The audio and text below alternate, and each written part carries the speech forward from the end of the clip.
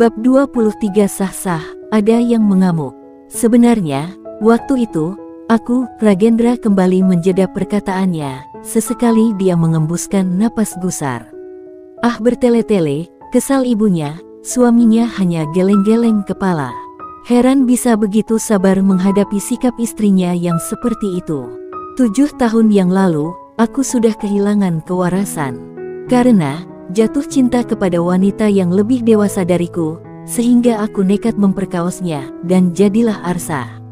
Kirana bahkan bersembunyi dan tak pernah menghubungiku untuk meminta pertanggungjawaban, padahal aku sangat ingin bertanggung jawab, karena niatku memperkaosnya, yaitu untuk bisa diterima dia, ucap Ragendra dengan yakin dan serius. Dia berkata lantang tanpa jeda dan tak terlihat sedang berbohong. Rupanya, dia sudah berlatih untuk mengatakan hal ini sejak semalam, andai kedua orang tuanya bertanya. Dan benar saja, ternyata hal ini dipertanyakan. Tujuannya hanya satu, menjaga nama baik Kirana di depan kedua orang tuanya. Apa? Kedua orang tuanya sangat terkejut mendengar apa yang dikatakan Ragendra. Rasanya tak percaya, tapi ini pengakuan putra mereka. Maafkan aku Kiran, karena membiarkanmu sendirian selama ini.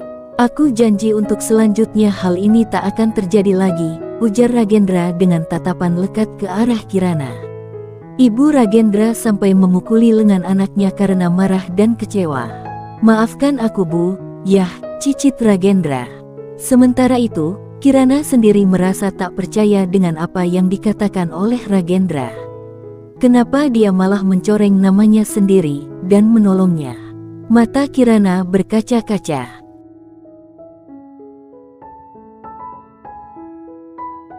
Tok-tok-tok. Tiba-tiba saja terdengar suara pintu diketuk dari luar, diiringi suara Derry. Tuan Gen, Non Kirana, penghulu sudah tiba, ujarnya. Ibu Ragendra menatap Kirana dan Ragendra bergantian, menghembuskan napas kasar, lalu mengatakan sesuatu. Walau bagaimanapun, saya harus bertanggung jawab atas apa yang sudah dilakukan Gendra.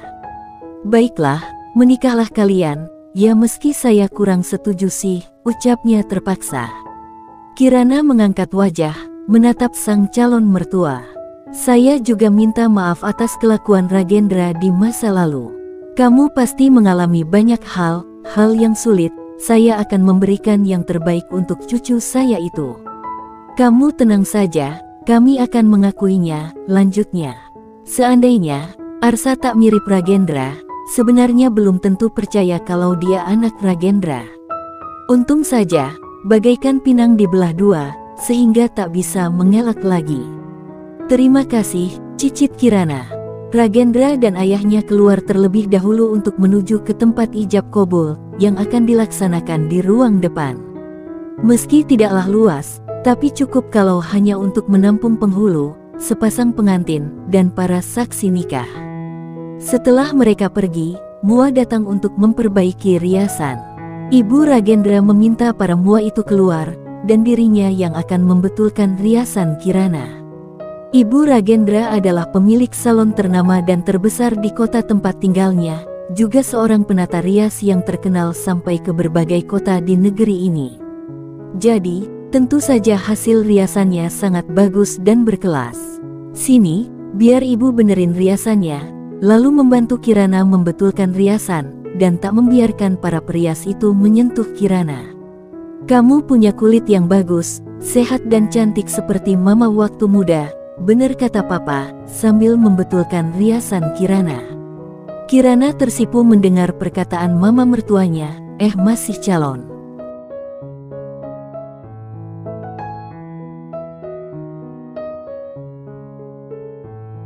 Apakah saat dia memaksamu melakukan itu, kamu hanya diam saja? Atau kamu memberikan perlawanan? Sambil menginterogasi rupanya. Kirana bingung mau menjawab apa. Dia berpikir sejenak, sebelum akhirnya menjawab.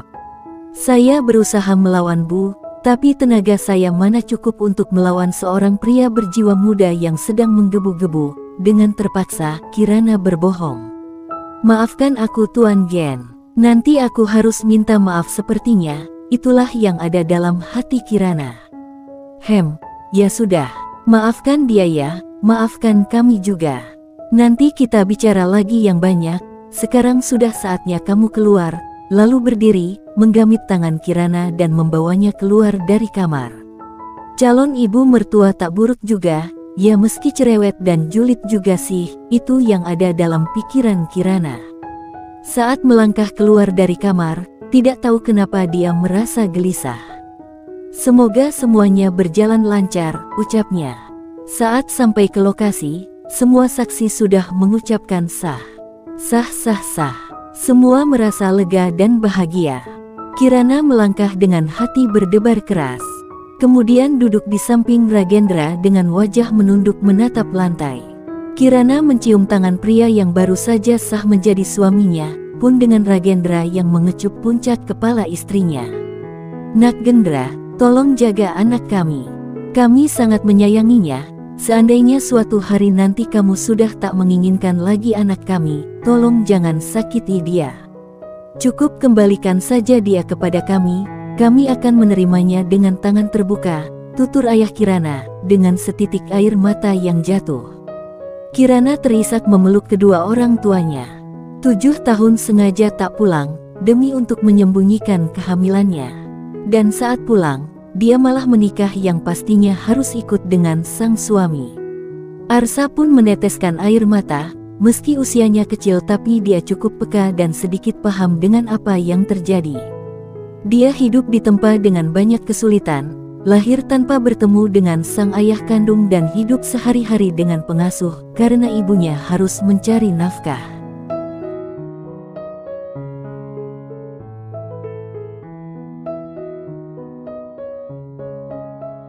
Awalnya, Arsa tak mau menerima Ragendra begitu saja. Apalagi, pria yang mengaku ayahnya itu datang secara tiba-tiba, dia tak begitu mengenalnya. Namun, tadi pagi, saat Kirana masih terlelap, dan dia sudah terbangun, Ragendra mengajaknya berbicara dari hati ke hati. Perkataan Ragendra membuat hati Arsa luluh, bisa meyakinkannya. Aku ayahmu yang sebenarnya, cukup lama aku mencari kalian, tapi tak ketemu juga. Ayah bahagia saat berhasil menemukan kalian. Setelah kami bersama, ayah tak akan membiarkan ibumu bekerja. Dia harus bahagia dan hanya fokus menjagamu dan ayah saja, kita akan membahagiakan ibu bersama ia. Ayah dan kamu, kita sama-sama jaga ibu, oke? Kata-kata Ragendra mampu meluluhkan hati Arsa. Ya, harapan Arsa adalah agar ibunya bisa bahagia, dia bercita-cita membahagiakan ibunya tercinta. Arsa memeluk ibunya dengan erat, dia berjanji akan selalu membahagiakan sang ibu. Ibu Ragendra yang memang cerewet dan agak cengeng itu, tak kuasa menahan air mata melihat semua itu. Suaminya memeluk dan menyemangatinya. Ragendra pun turut terharu, dia berusaha menahan diri agar air mata tak sampai tumpah. Namun, tetap saja, buliran bening ada yang luruh. Dengan cepat dia menyekanya. Beberapa orang yang hadir, yang merupakan kerabat dekat keluarga Kirana pun turut menangis haru. Di saat suasana hening, penuh keharuan, tiba-tiba saja terdengar suara deru mesin mobil yang berhenti di sekitaran area rumah orang tua Kirana.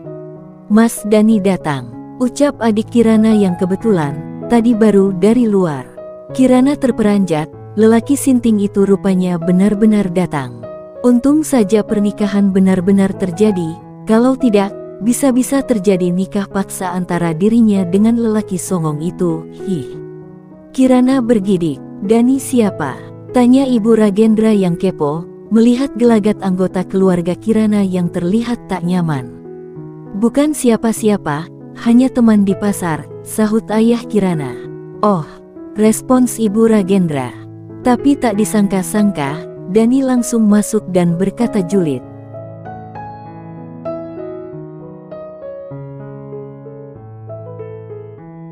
Bagaimana pernikahannya?